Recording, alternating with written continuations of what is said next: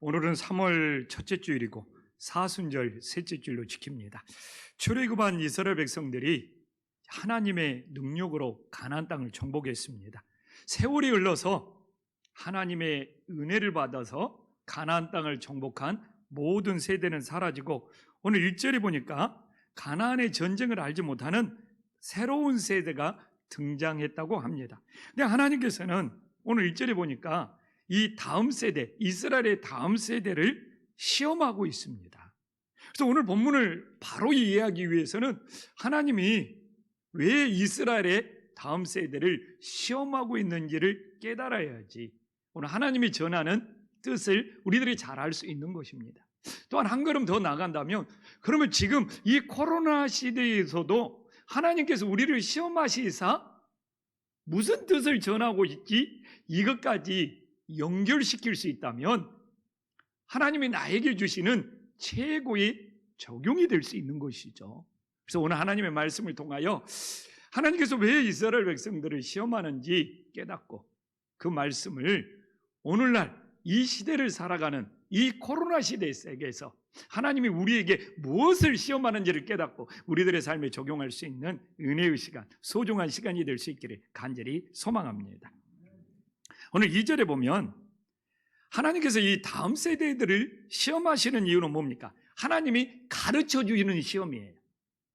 이 이스라엘 다음 세대들이 하나님의 뜻을 모르기 때문에 하나님께서는 이 시험을 통하여 하나님이 가르쳐서 알게 하시고자 하는 하나님의 뜻이 있음을 알 수 있습니다. 그래서 우리가 시험에서 벗어나기 위해서는 어떻게 해야 되느냐? 하나님이 가르쳐 주시는 뜻을 빨리 우리들이 깨달을 때 시험에서 벗어나는 놀라운 은혜가 있음을 믿으시기를 간절히 소망합니다. 그래서 오늘날 이 코로나 시대를 살아가면서도 이 코로나 속에서 하나님이 우리에게 가르쳐 알게 하시고자 하는 하나님의 뜻이 무엇이냐? 이걸 깨달을 때 우리들이 코로나에서 벗어날 수 있는 놀라운 은혜가 있음을 믿으시기를 간절히 소망합니다. 그러면 하나님이 이 전쟁을 알지 못하는 이스라엘의 다음 세대에게 가르쳐 알게 해주고자 하는 것이 무엇입니까? 오늘 중요한 것은 이 이스라엘 다음 세대가 하나님을 직접 만난 경험이 없는 거예요. 이걸 뭐라고 말합니까? 간접적인 신앙, 부모에게 신앙을 물려받았거나 다른 사람에게 그냥 하나님 이야기를 전해 듣는 신앙은 간접적인 신앙에 불과하다는 것이죠.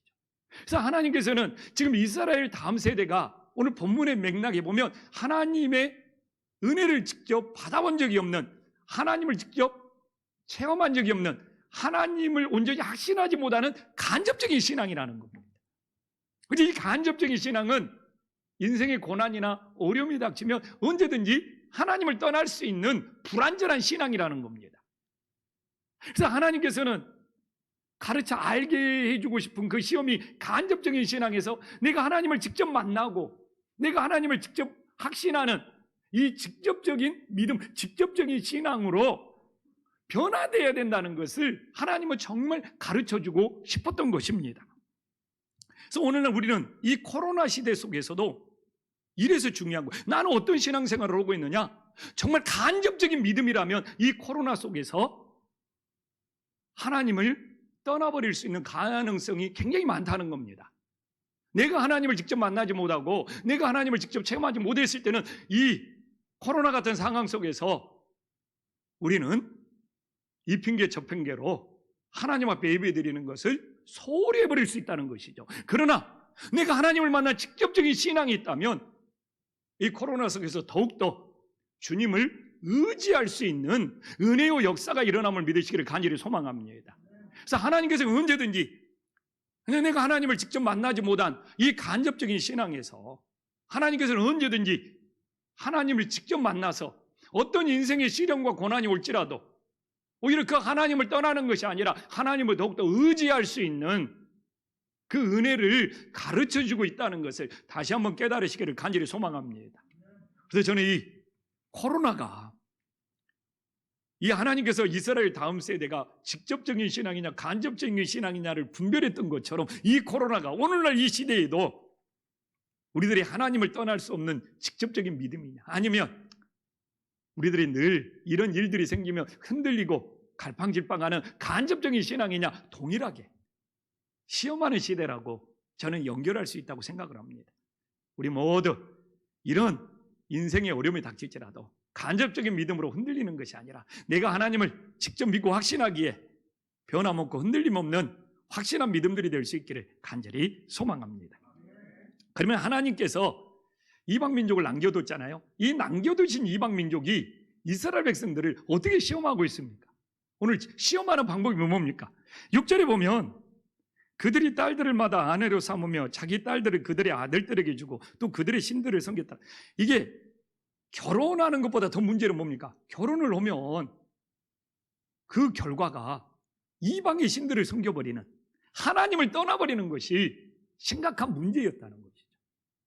그래서 결혼을 해서 믿음의 가정을 세웠다면 문제가 없는데, 아니 믿음의 자녀들이 결혼만 하면 이방신들을 섬기는 곳으로 하나님을 떠나버리는 이 비극적인 일이 발생했다는 것이죠. 그런데 이렇게 사사기 시대처럼 타락한 시대에서 나타나는 대표적인 증상이 뭡니까?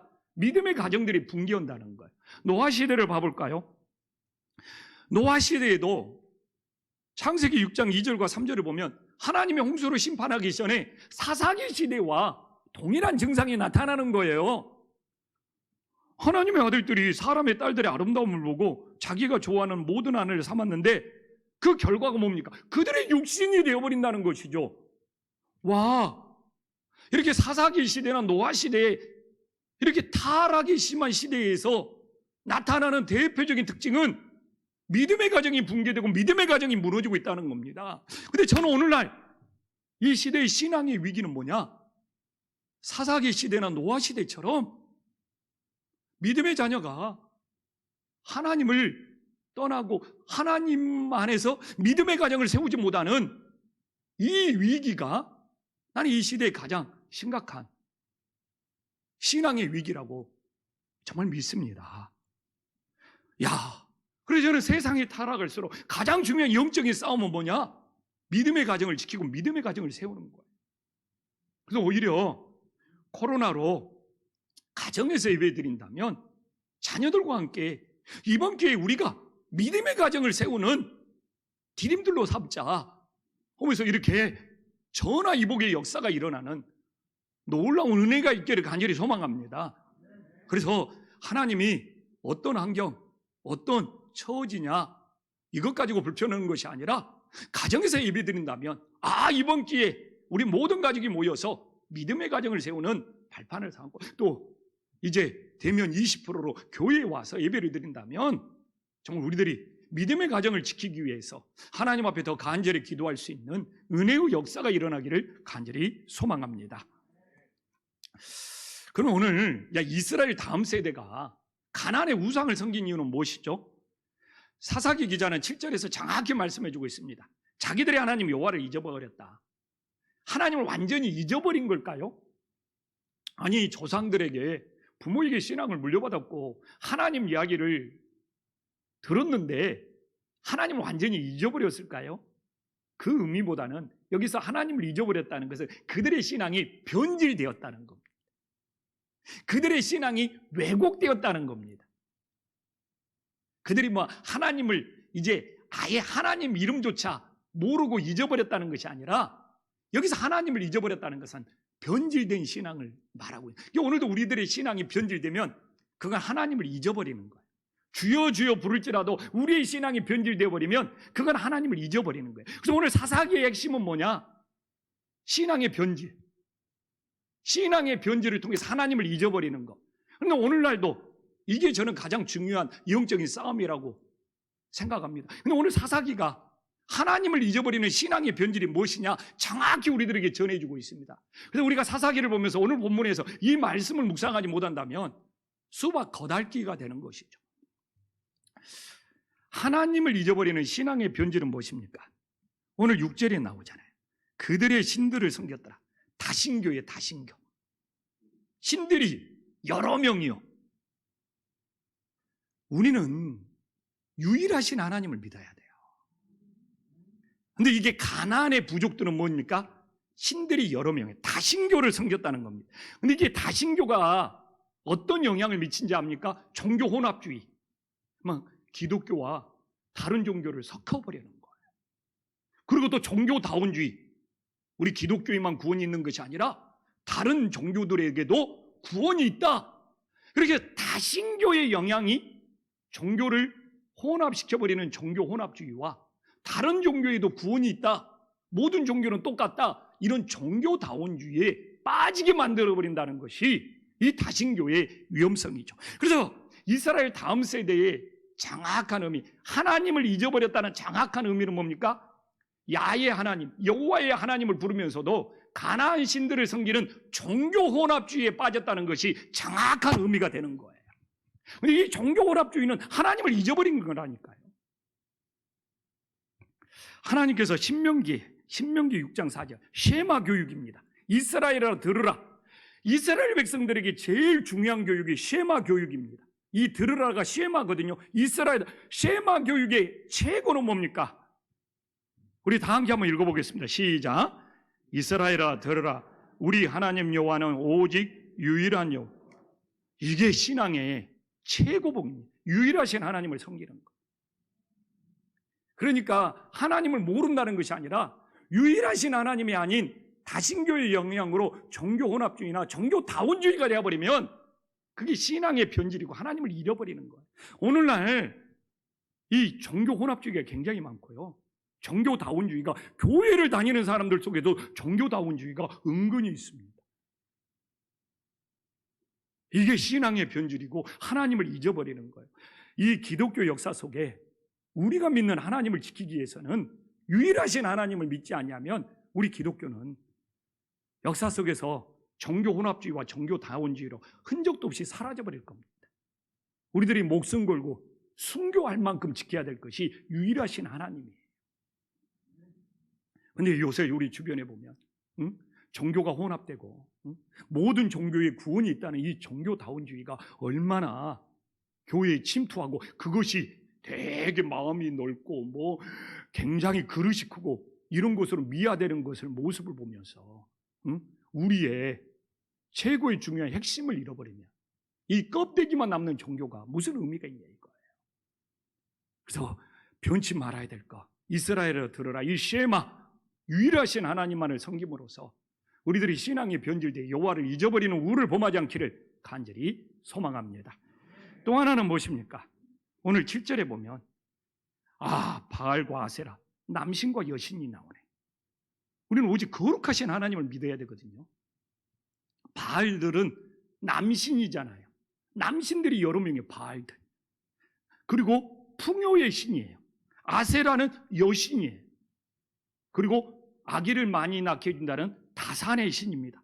이처럼 이방 종교는 이렇게 남신과 여신이 있어요. 바알들 같은 남자신, 풍요하게 해준다는 풍요의 신, 아세라 같은 가나안의 여신, 아기를 많이 낳게 해준다는 다산의 신. 이렇게 이방 종교, 가나안 종교뿐만 그러는 것이 아닙니다. 바벨론의 종교, 또 우리 그리스 신화 봐보십시오. 분별해야 됩니다. 그리스 신화는 제우스 같은 남신만 나오는 것이 아니라 헤라 같은 여신이 나오고, 그리고 이 제우스 같은 남신이 바람을 피워서 여신들하고 바람을 피워서 헤라클레스 같은 괴물이 등장하는 겁니다. 그래서 요새 막 그리스 신화 같은 만화책을 아이들이 좋아하는데 거기에는 종교 혼합주의, 종교 다원주의, 남신과 여신 굉장히 음란한 것이 섞여 있다는 것을, 가정을 파괴한다는 것을 여러분들이 꼭 알면서 자녀들에게 교육을 시켜야 됩니다. 그런데 이 남신과 여신이 왜 필요한지 압니까? 이 가나안 종교, 바벨론 종교는 하늘에서 비가 내리려면 남신과 여신이 결합을 해야 돼요. 그럼 어떻게 남신과 여신이 결합을 하냐? 땅에서 남자 사제와 여자 사제가 결합을 할 때 하늘에 있는 남신과 여신도 결합해서 비가 내린다는 정말 음란한 종교였습니다. 그러니까 바울이 고린도 지역에 가서 신전이 많은 걸 보고 놀란 것도 남신과 여신을 섬기면서 남자 사제와 여자 사제의 그 음란함을 보면서 충격을 받은 거예요. 레위기 19장 2절에 보면 우리 기독교는 거룩의 종교입니다. 너희는 거룩하라. 이는 나 여호와 너희 하나님이니 거룩함이라. 하나님은 남자신도 아니고 여자신도 아닙니다. 거룩한 하나님입니다. 거룩한 하나님을 남자신 여자신으로 가리려고 하는 것이 이방 종교의 영향입니다. 오늘은 우리는 분별해야 됩니다. 이방 종교를 봐보십시오. 다 남신과 여신이 있습니다. 하나님의 교회, 여기 보면 하나님 어머니가 등장합니다. 사람들이 여신이 있어야지 믿기 편한가 봐요. 그래서 자꾸 여자신을 만들어내려고 해요. 그래서 이단들에 가보면 여자 교주, 또 하나님 어머니, 이렇게 남신과 여신을 만들어낸다는 걸 분별해야 되고, 우리 기독교 역사 속에서 마리아 숭배가 큰 문제가 되는 겁니다. 마리아를 숭배하고, 마리아는 죄가 없는 마리아 모소를 말하고, 마리아한테 기도하는 거, 마리아를 여자신으로 만들어버리는 거예요. 그 위험성을 알아야 돼요. 자꾸 여자신을 만들려고 해요. 그래서 마리아는 죄가 없는 마리아 모설, 마리아 숭배설, 마리아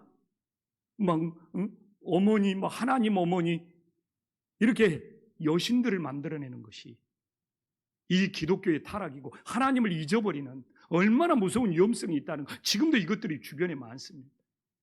우리 기독교는 남신과 여신이 없어요. 오직 거룩하신 하나님을 믿어야지, 하나님을 잊어버리지도 않고 변질되지 않는 살아있는 믿음이 됨을 깨달으시기를 간절히 소망합니다. 또 하나는 무엇입니까? 하나님을 온전히 믿는 것은, 우리 기독교는 듣는 종교입니다. 보는 종교가 아니에요. 이게 굉장히 중요합니다. 오늘 4절에 보더라도 뭐라고 말하고 있습니까? 여호와께서 모세를 통하여 그들 조상들에게 이르신 명령들을 순종하는지 알고자 하라. 우리 기독교는 하나님의 말씀을 듣고 순종하는 믿음이에요. 근데 가나안 종교는요, 보는 종교예요. 이게 우상이라는 것이 먼저가 아니에요. 보는 종교냐 듣는 종교냐에 따라서 달라집니다. 보는 종교들은 눈으로 봐야 되기 때문에 우상들을 자꾸 만들어냅니다. 그러나 우리 기독교는 듣는 종교이기 때문에 우상을 다 없애라고 말하고 있습니다. 기독교가 타락할 때는 교회 벽에 그려진 그 그림을 숭배하고, 마리아 동상을 숭배하고, 그리고 마리아 눈에서 피눈물이 났다 이런 것들을 숭배하고, 눈에 보이는 뭔가를 숭배하는 것이 정말 기독교의 타락이고 기독교의 변질이 되는 겁니다. 우리는 보는 종교가 아니에요. 제가 한번 충격받은 것이 뭐냐면, 목사님들이랑 함께 갔는데 에루살렘에서 예수님이 달린 십자가에서 떨어진 그 나무라는 거예요.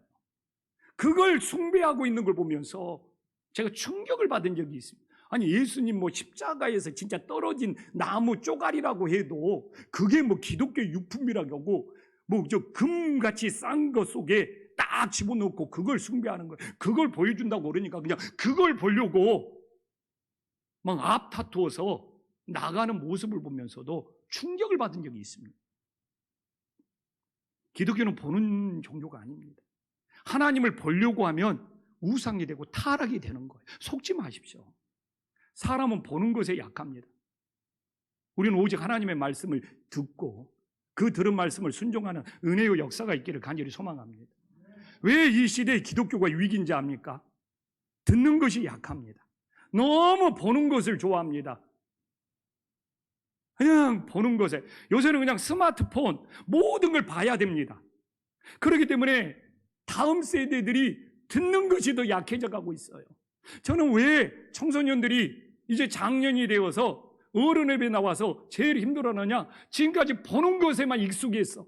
이게 듣는 것이 너무 힘들어하는 거예요.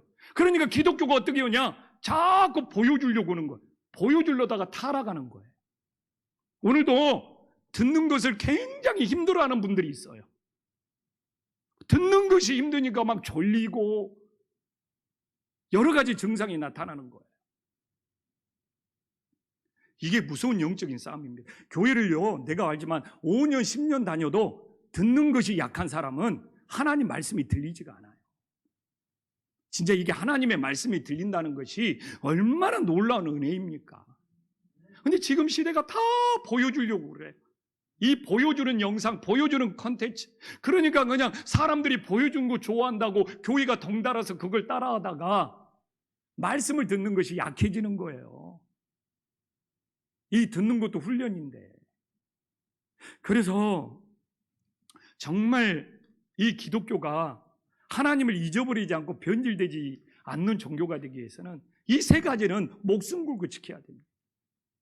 유일하신 하나님, 거룩하신 하나님, 하나님의 말씀을 듣고 순종하는 것. 이게 무너지면요, 하나님 잊어버리는 거라니까요. 변질되는 거라니까요. 그래서 사사기 시대뿐만 아니라 오늘 이 시대에도 나는 유일하신 하나님을 믿는가? 나는 거룩하신 하나님을 믿는가? 나는 하나님의 말씀을 듣고 순종하는가? 이게 온전했을 때 내 믿음이 살아있는 거예요. 그러나 이것이 온전해지지 않을 때는 나도 하나님을 잊어버리고 있는 거예요. 내 신앙은 변질되고 있는 겁니다. 이건 불변의 진리입니다. 기독교가 이걸 지켰기 때문에 지금까지 정말 살아있는 믿음이 되는 거예요. 정말 이 마지막 때 우리는 목숨 걸고 유일하신 하나님과 거룩하신 하나님과 하나님의 말씀을 듣고 순종하는 이 믿음의 뿌리를 끝까지 지킬 수 있는 은혜의 역사가 있기를 간절히 소망합니다. 그래서 지금도 막 내 마음이 너무 안타까워요. 듣는 것이 약한 사람들이 보이거든요. 듣는 것이 약한 사람들이 보이면 말씀을 들으려고 하지도 않아요. 막 그런 사람들 보면 너무 안타까워요. 기도해 줘야죠. 사랑의 마음으로. 빨리 저분이, 저 영혼이, 저 청년이 듣는 귀가 열려서 살아있는 말씀을 느끼게 하여 주시옵소서. 정말 우리가 함께 기도할 수 있는 은혜의 역사가 있기를 간절히 소망합니다.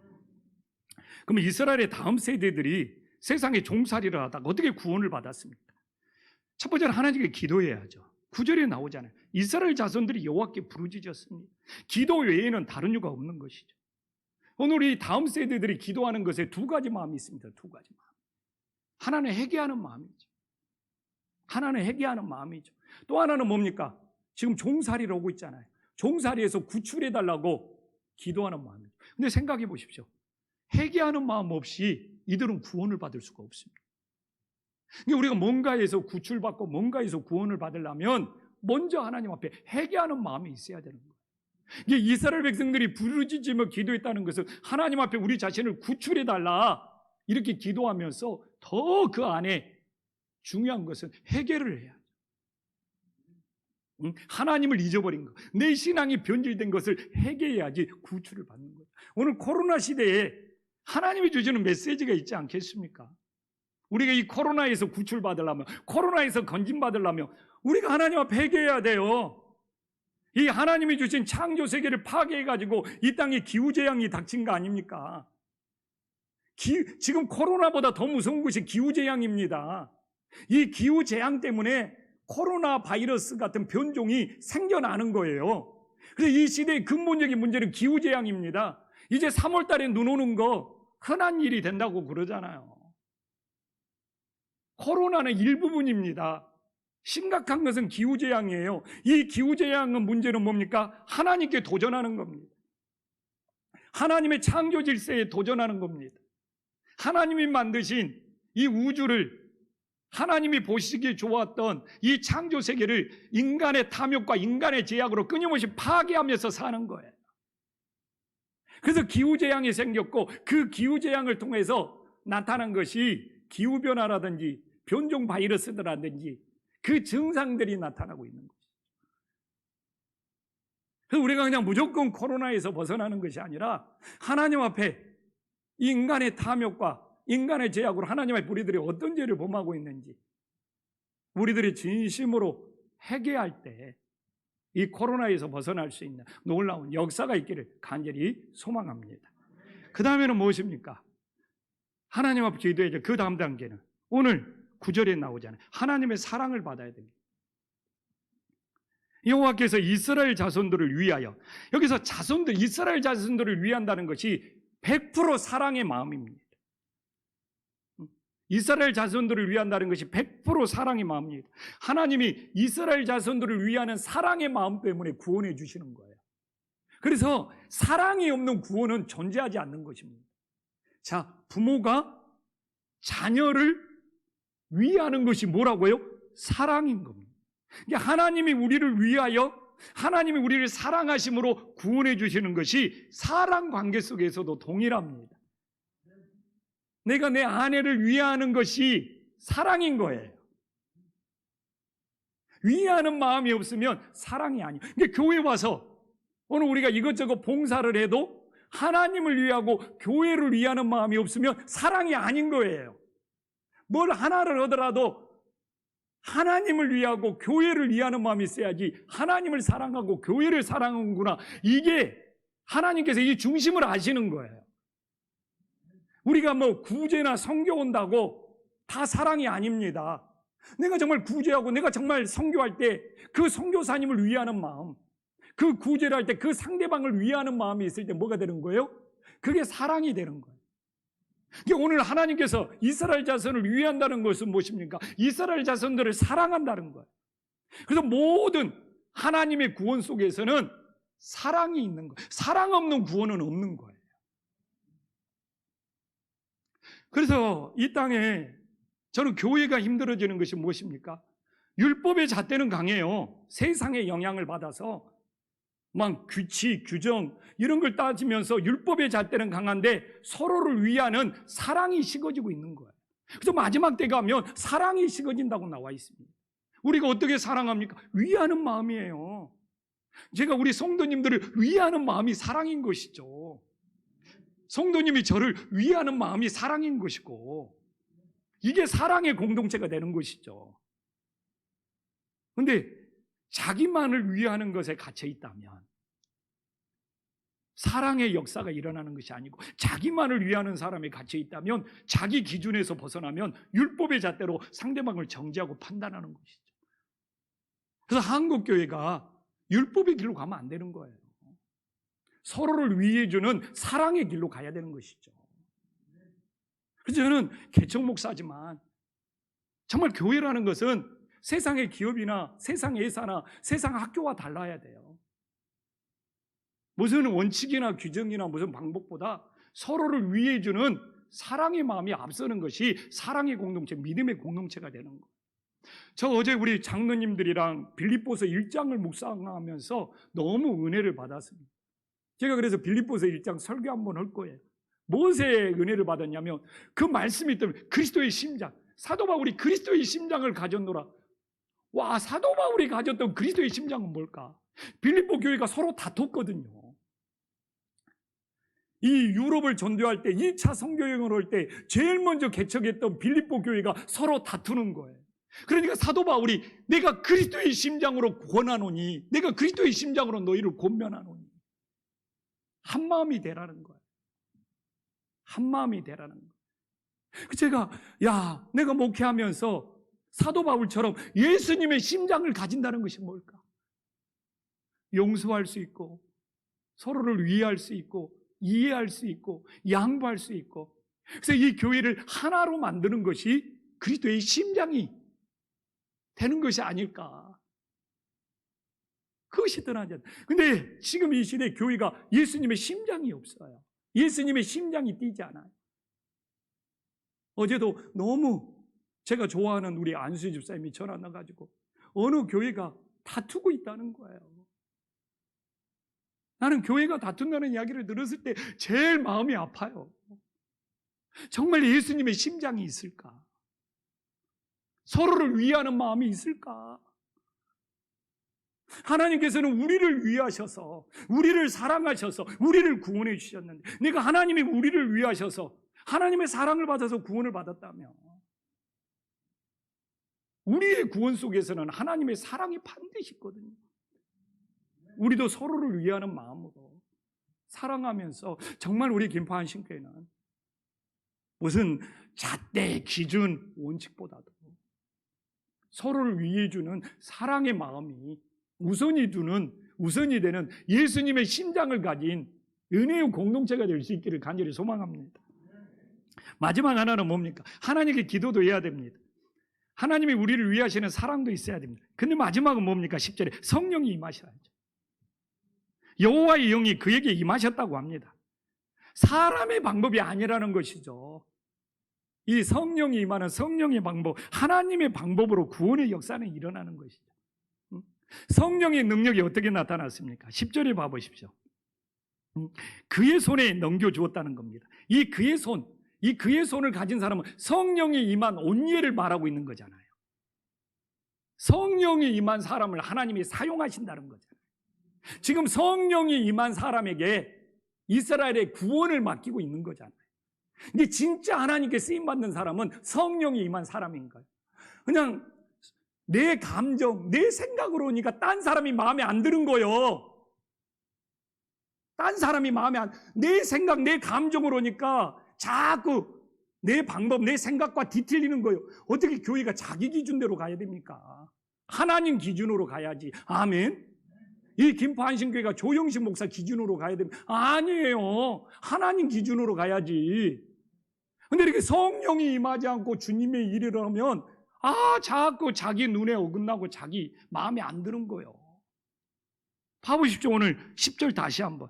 그의 손에 넘겨줬다고. 그의 손에 지금 넘김을 받은 사람은 여호와의 영이 임한 온예를 말하고 있는 거예요. 그렇잖아요. 이 시대에 하나님이 쓰시는 사람은 성령이 임한 사람이고, 성령이 임하여 하나님께 쓰시는 사람들이 구원의 역사를 이뤄가는 거예요. 이제 하나님 말씀 정리할게요. 오늘 말씀의 본질은 뭡니까? 이스라엘의 다음 세대가 누구를 섬기느냐. 다음 세대들이 가나안 우상에 마음이 끌린 이유는 뭡니까? 이 가나안 우상들이 물질의 풍요의 신이에요. 당신은 농경사에 있으니까 이 가나안의 우상들은 비를 많이 내려가지고 농사가 잘 되게 해가지고 너희를 물질에 풍요롭게 만들어주겠다. 이게 가나안 우상들이 유혹하는 거예요. 그러니까 이스라엘의 다음 세대가 하나님의 말씀을 듣고 순종하는 것보다 세상에서 풍요를 누리는 것에 마음이 끌리는 거예요. 그래서 그들이 가나안의 우상을 섬겼어요. 근데 그 결과는 뭡니까? 세상에서 종살이하는 거잖아요. 8년 동안 메소포타미아 그 세력이 들어와서 종살이 시키는 거잖아요. 근데 지금도 똑같습니다. 세상의 물질이 풍요를 줄 것 같아서 세상의 물질을 쫓으면 그 물질에 종살이를 하고 있는 사람들이 너무 많더라니까요. 물질의 탐욕을 가지고 물질을 쫓는 사람들 봐보십시오. 그 물질에 매여서 대부분이 그 물질에 종살이를 하고 있어요. 그래서 왜 그럴까? 저 사람은 물질이 많은데 그 물질을 통해서 자유하고 하나님의 뜻대로 쓰는 것이 아니라 그 물질에 쩔쩔매면서 그 물질에 종살이를 하고 있어요. 세상의 풍요에 세상의 물질에 종살이를 하면 주일날 아버지 앞에 나와서 예배하는 시간도 아까운 거예요. 그거 종살이지. 그래서 자기들은 세상의 물질과 풍요를 누리는 것 같지만 안으로 들어가 보면 오히려 그것에 정말 노예생활, 종살이를 하고 있는 사람들이 너무 많습니다. 가끔 이 지역에서도 저 사람 무슨 개발해가지고 막 돈은 엄청 보상은 받은 것 같은데 그 물질에 종살이 하는 사람들이 우리 눈에도 많이 보입니다. 그러면 가정이 파괴되어 버리고. 그러나 하나님께 정말 구원을 받아서 주님의 자녀가 되면 하나님이 주시는 건 뭐죠? 내가 하나님의 자녀가 되어 세상에 종살이하는 것이 아니라 주님, 오늘 11절에 나오잖아요. 평온. 세상에 줄 수 없는 평온. 40년 동안 하나님이 주시는 평온. 이 평안보다 더 좋은 것이 평온입니다. 주변의 모든 시끄러움, 모든 문제를 내 믿음으로 잠잠케 만들어버린다. 이 평온이라는 것은 주변을 조용히 만든다는 것이 있습니다. 왜? 내 안에 있는 믿음으로. 그러니까 주변이 잠잠하고 문제가 없어서 평온한 것이 아니라 내 하나님이 주시는 은혜와 하나님이 주신 믿음으로 주변이 시끄럽고 주변이 요란스러운데 평온하게 만들어버린다. 조용하게 만들어버린다. 저는 이 세상에 물질의 풍요를 쫓는 것, 하나님이 주시는 주님의 평온과 비교할 수가 없는 것이죠. 어떻게 주님이 주시는 평온을 정말 세상의 풍요 이것들과 비교할 수 있겠어요? 제가 오늘도 이 교회가 막 큰 교회가 되고 눈에 보이는 건물을 으리으리게 지었는데 이 교회가 막 다투고 성도들이 막 힘들게 한다고 생각해 보세요. 그게 무슨 의미가 있어요? 저는 지금 이 시대는 교회가 막 커지는 것보다 더 중요한 것이 한국에 있는 교회 하나하나가 주님의 평온한 교회가 되어야 된다고 믿습니다. 이래야지 덕을 세우고 이래야지 성교의 역사, 구원의 역사가 일어나죠. 그러나 교회는 크고 건물은 잘 지어놨는데 그 안에 평온이 없는 교회들이 얼마나 많습니까? 정말 저는 우리 김포 안신교회가 막 이 교회를 막 으리으리게 짓고 이 교회가 대단해진 것보다 더 중요한 것은 정말 한 걸음 한 걸음 우보천리로 천천히 갈지라도 정말 주님의 자녀들이 되어서 오늘 이 하나님이 주시는 평온, 그래서 누구든지 김포 안신교회 와서 예배를 드리면서 주님의 평온을 누리고 갈 수 있는 그 은혜의 역사가 일어나기를 간절히 소망합니다. 기도하겠습니다.